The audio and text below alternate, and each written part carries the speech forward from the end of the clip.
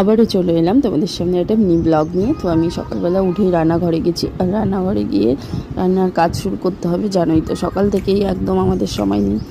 তো এখানে দেখো আমি একটু জানলাটা খুলে নিয়ে লস্যি বানিয়ে দিচ্ছি। এই লস্যিটা খাবে দেব, তো কারণ ও গরমের জন্য কিছুই খেতে চাইছে না, ওই জন্য ওদেরকে একটু লস্যি বানিয়ে দিলাম। বেশি মোটা করে একটু লস্যি দিলে পেটটা অনেকক্ষণ ভর্তি হয়ে থাকবে। আর এখানে দেখো অনেক দিন থেকে এই জিনিসগুলো নিয়ে আসি, আর একটা ডাব্বার মধ্যে জমা হচ্ছিলো। তো আমি কিছু সেগুলোকে গুছিয়ে রাখার সময়ই পাচ্ছিলাম না, তাই ভাবলাম আজকে একটু সময় আছে তো গুছিয়ে রাখি সকালবেলাটা। তো সেগুলোকে গুছিয়ে তুলে নিয়ে এরপরে তো রান্না চাপানো আছে, কারণ রান্নাতে আমার চিকেন হবে আজকে। চিকেন, ডাল, শাক ভাজা আর এগুলো করবো।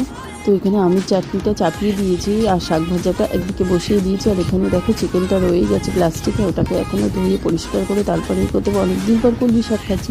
যাই হোক, তোমরা আমার নিউ ব্লগ দেখো আর সাবস্ক্রাইব করবো।